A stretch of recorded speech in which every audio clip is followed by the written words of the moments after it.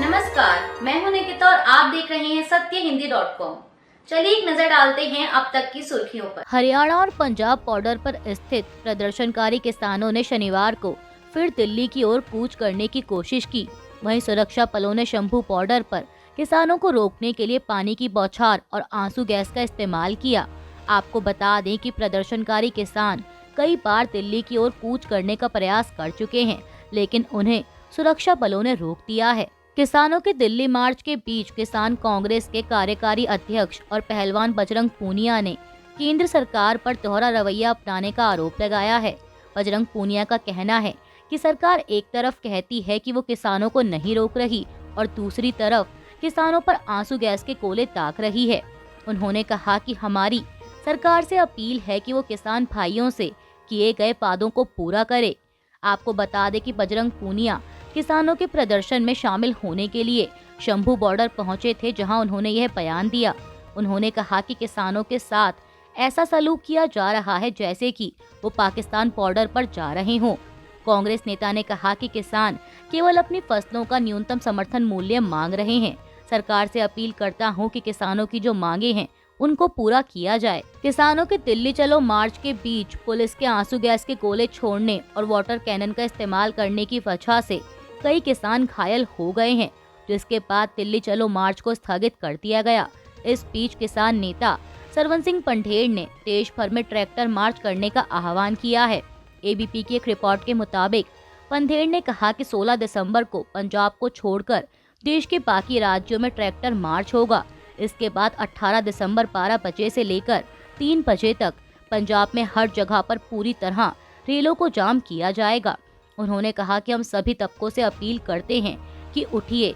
3 करोड़ पंजाबियों को चैलेंज है कि हर जगह रेलों को जाम करना है।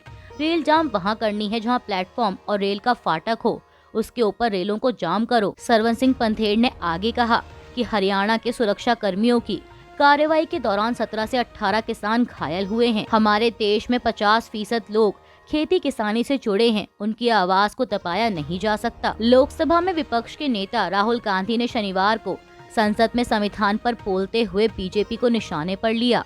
उन्होंने बीजेपी के विचार पुरुष माने जाने वाले विनायक दामोदर सावरकर के लेखन का हवाला देते हुए मोदी सरकार को घेरा।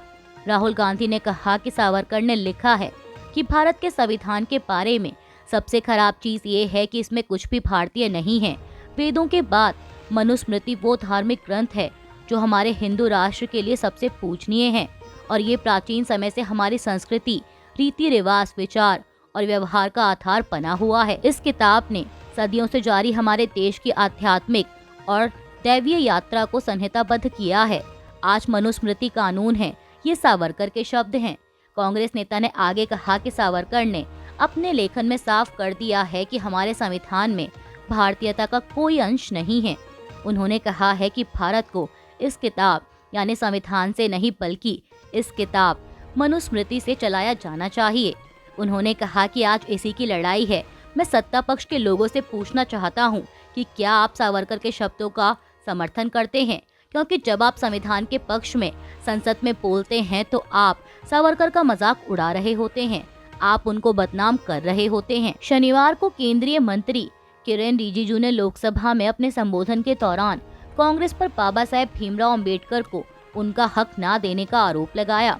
समाचार एजेंसी पीटीआई के अनुसार केंद्रीय मंत्री ने यह भी कहा कि कांग्रेस को अपने पापों को कम करने के लिए बाबा साहेब भीमराव अंबेडकर से माफी मांगनी चाहिए।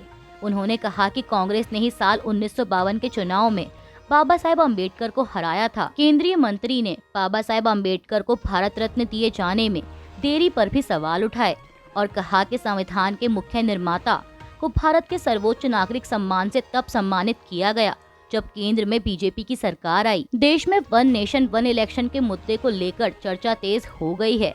इसी कड़ी में मामले पर प्रतिक्रिया देते हुए पीडीपी प्रमुख महबूबा मुफ्ती ने कहा कि दुर्भाग्य से यह एनडीए सरकार दिन प्रतिदिन भारत के संविधान और कानूनों को नष्ट कर रही है।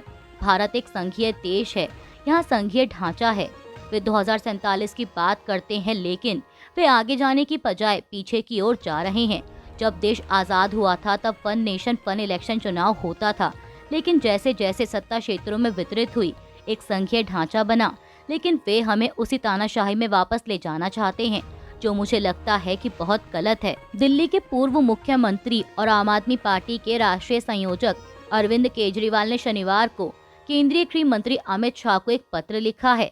केजरीवाल ने इस पत्र को सोशल मीडिया प्लेटफॉर्म एक्स पर शेयर करते हुए बताया कि ये उन्होंने दिल्ली में बिगड़ती कानून व्यवस्था के मुद्दे पर लिखा है।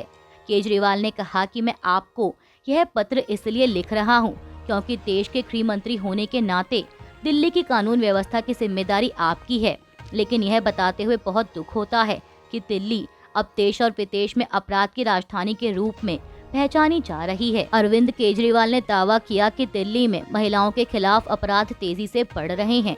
वहीं जबरन वसूली करने वाले गिरोह और गैंगस्टर्स हर गली में एक्टिव हो चुके हैं।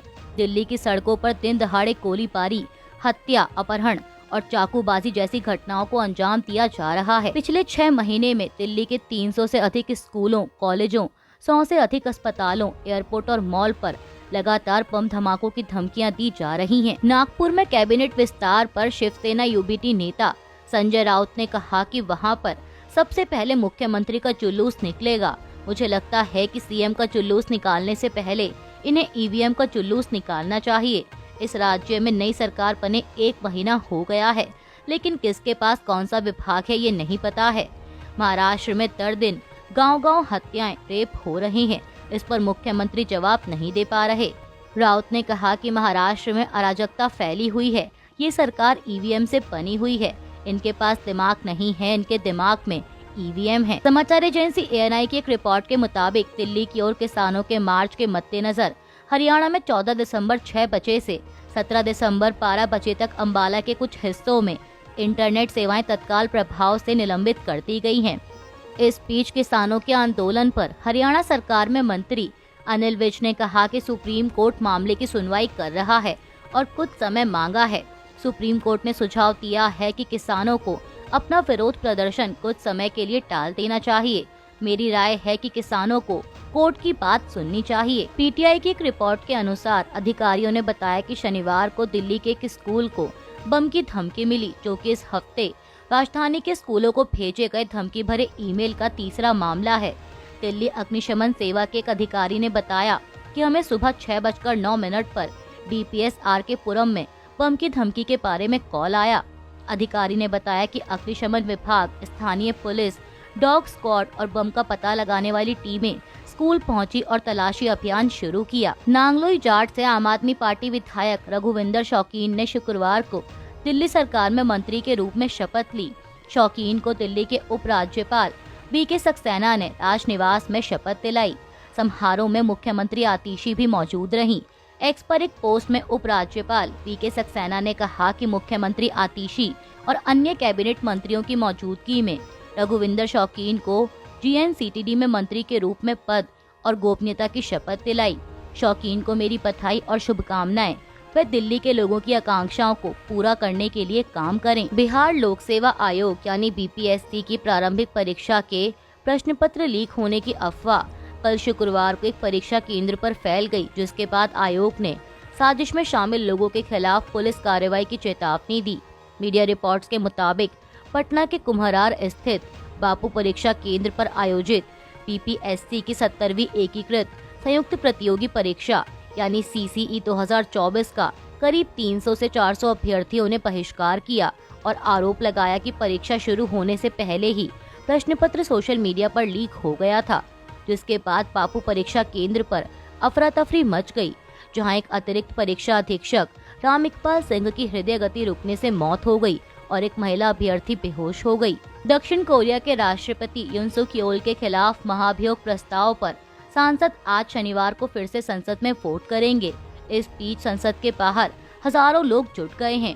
विपक्षी दलों का कहना है कि हम हर शनिवार को महाभियोग प्रस्ताव तब तक लाएंगे जब तक कि यून सुक येओल को राष्ट्रपति पद से हटा नहीं दिया जाता। मीडिया रिपोर्ट्स के मुताबिक विपक्षी दलों को महाभियोग प्रस्ताव के समर्थन में सत्ताधारी दल के 8 सांसदों के वोट की जरूरत है। आपको बता दें कि यून सुक येओल ने हाल ही में देश में मार्शल लॉ लगाने की घोषणा करते हुए इसके पीछे का कारण उत्तर कोरिया से मिल रही धमकी और देश विरोधी ताकतों को बताया था, और जब इसके खिलाफ विरोध प्रदर्शन हुआ तो युनसुक योल ने मार्शल लॉ लगाने के फैसले को वापस ले लिया, लेकिन इस्तीफा नहीं दिया। अभी के लिए बस इतना ही। बाकी की खबरों के लिए बने रहिए सत्यहिंदी.com के साथ।